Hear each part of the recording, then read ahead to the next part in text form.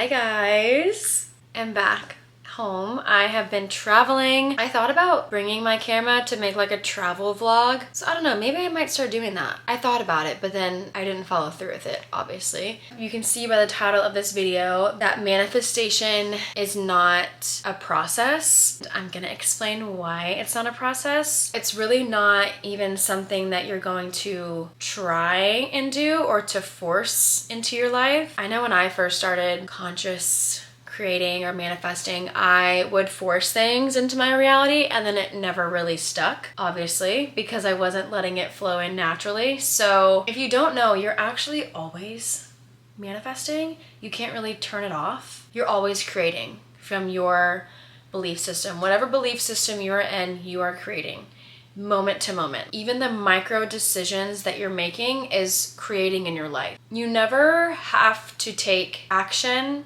You should never question whether or not you should do something. It should feel very natural. You're not even gonna really notice.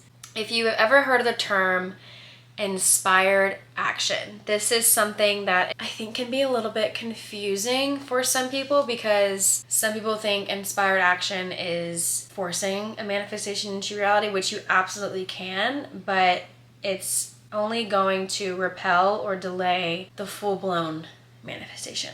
I'm gonna use inspired action as an example. One day you get off work and you chose to not, it's almost like the burnt toast theory. If you haven't heard of the burnt toast theory, I'll make another video on that because it's really cool, but go look it up. Let's say you leave for work in the morning and you see your gas tank is empty, but you chose to not fill it up that morning and went straight into the office.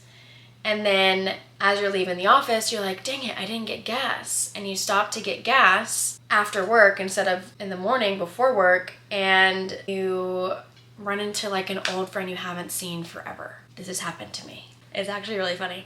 And I was like, damn, I was just thinking about you the other day. And she knows that I make manifestation content. She was like, you must have manifested me. And I totally did without even really thinking about it. So that is inspired action. It should feel very natural and kind of unnoticeable in a sense. It shouldn't feel like something that you're doing to get something. I hope that makes sense. I think about manifestation this way too. So let's say you really want this job, or you really want a certain dollar amount. I'm gonna use relationships as an example because this kind of helps portray how it repels in your experience.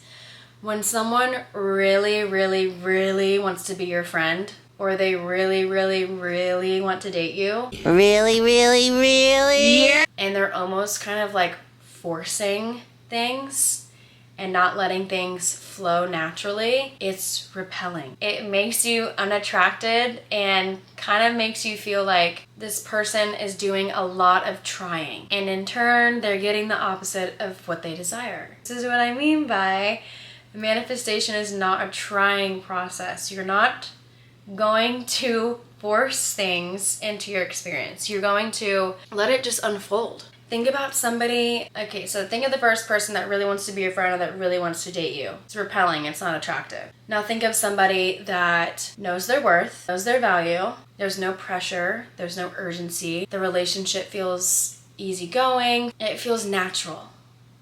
Who are you more likely to choose? I think this is also why people get frustrated with their manifestations, then they start trying to force it into their experience and it becomes a whole mess. I also want you guys to understand that manifestation is not, it doesn't take a long time. It really doesn't. Manifestation is always instant. Like I know the second I think of something or the second I affirm something in, universe, God, whatever you want to call it, is moving things around for me to get exactly what I want. When you take a step back and you get your feeling state in alignment, if you've heard me talk about it before, nervous system regulation, breath work. Did you hear me? Breath work. She is amazing. It becomes easier to attract the experience, the place, the thing, or whatever it is you're manifesting. It just feels more natural because you're feeling good. You're fulfilled. So you don't really need whatever it is that you're manifesting, but it would be nice to have. I think that's the most important place to be too, because when you're already fulfilled, not only is it gonna feel good to add to your happiness, but it's not going to be the sole source of your happiness. When you get into a good feeling state, what does that mean necessarily? You're feeling confident, you're feeling secure, you're feeling happy, you're feeling fulfilled. You're not really feeling like you're needing external validation from anybody else because you are giving it to yourself. And I'm going to add this too. You're not really worried about the time because you already know you're going to get what you want anyway. So the time really doesn't matter. Because getting in a good feeling state is attractive, people and experiences are more drawn to you without you having to do anything. This is what I mean by attracting things to you. You're never having to go out into your reality and chase things or force something in as your experience. You're going to just naturally be and let the experiences come to you. And I don't want you to focus too much on movement because it's really not a big deal, but you should start to see things shifting and the opportunity presenting itself to you. Whenever I decide I'm gonna manifest something, like for example, right now, I only have like 47, 46.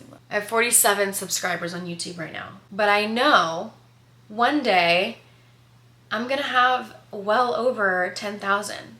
And that's not for me to, I'm not forcing anybody to subscribe to my channel. I'm not forcing anybody to like my videos. I'm not forcing you to sit here and watch this. I just know that it's gonna reach the right people and I'm gonna have a following of amazing people and it's gonna be a community one day. But I'm not sitting here each day like, this video only got 74 views, 12 likes. Like I'm not even focusing on what's showing up right now. And that's a game changer. You're not so focused on your 3D reality because you know things are going to change. It really has no power over you. So yeah, I could be a little upset that I've worked my ass off editing this one video for it to only get 70 views. But at the end of the day, I know one day it's gonna reach millions of people. And I don't need to worry about it. So that's one thing that I'm manifesting. Really want to hone in on this because when you're so focused on what shows up in your experience, it kind of knocks your feeling state down a bit and can make you feel like whatever you're applying is not working. It's working. If you say it's working, it's working. All I'm trying to say here is drop the focus on the 3D. Drop the focus on whatever is going on right now. I know when you have pressing circumstances or when you're in an experience that doesn't feel too good, your main goal should be feeling good each day. It's a very powerful place to be, and not only does it bring in things quicker to you, you just feel better. Conscious manifesting is just deciding that something is going to show up. And it's funny because I actually used to think that I was psychic. I'm not even going to lie to you guys. Because I would think of something and I would think of it in a certain way and it would be like a fleeting thought. This is really all manifestation is. It would be like a fleeting thought. And then I kind of went on with my day. I thought I was psychic because I was like, out of it unfolding this way, it turns out I'm just really good at manifesting, which is hilarious. Conscious creating / manifesting is just deciding and not breaking from that decision no matter what. No matter what shows up in front of you, I don't care. Like when I'm manifesting something, I do not care what shows up in front of me. I don't care. I'll sit down and do the breath work 3 or 4 times a day if I'm really triggered. I will find any other way to think about it differently until it becomes my experience. Breathwork has always been like my safe space. I don't really do it as much now because I am in a more calm and happy place in my life.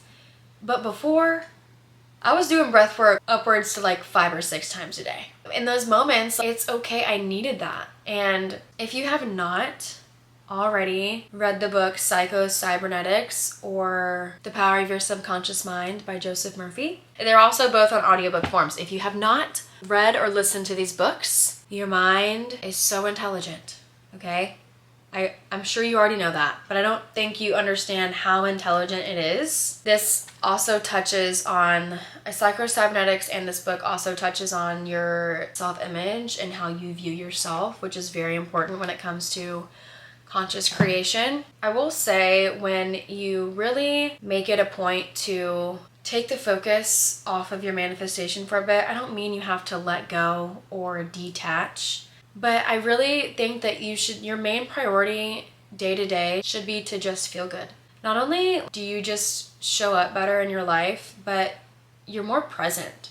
When you really, really want something, it can be hard to kind of take the focus off of it. I get it. When you take the focus off of that and you really place the focus here on yourself and kind of just take a step back for a second and focus on getting regulated within yourself, not only does your manifestation materialize a lot quicker, but your focus isn't on doubting. You're not worried because you're feeling good each day, because you know you're going to get what you want. So you don't have time to be doubting. You don't have time to be obsessive, or you don't have time to worry about how it's going to happen, because you already know it's going to happen. It's not your job to figure it out, right? When I decide that I want something, I remove the sense of time and urgency completely and really just place my focus on how can I set up a day for myself that drops the focus on this thing and allows me to just feel good. And when I think of the thing that I'm manifesting, I think about it from the end state. So I loop 3 or 4 affirmations from the end state, meaning if I already had my manifestation, what would I be telling myself? I loop those 3 affirmations and then I move on with my day. I've also talked about this too when I'm doing like my breath work or meditation sessions. So I've literally had manifestations come in during those sessions. It's crazy. I think another thing too I'm gonna add onto this is that you really need to be honest with yourself about obsessive and compulsive behaviors. When you're creating that to-do list for your day, or when you're creating your day, however that looks like to you, you need to deliberately cut out behaviors that are hindering you. Like when you feel yourself wanting to check, or when you feel yourself wanting to see like if your application was submitted, or if they opened it, or if they viewed it, or if they emailed you, when you feel yourself wanting to do that, when you feel yourself wanting to force things into your experience, I really want you to tell your brain, no, I'm not gonna focus on this, let's go do some breath work. And it's those little micro decisions that add up and creates more good experiences, and it cuts out the need to check. In order to really create what you want, the obsessive and compulsive behaviors are just not in alignment with somebody that has their desire.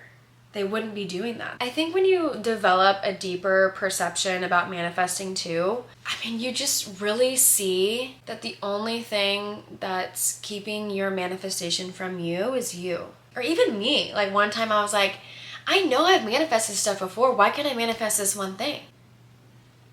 If you've manifested stuff before, then you know how it works. I just had to stop getting in my own way.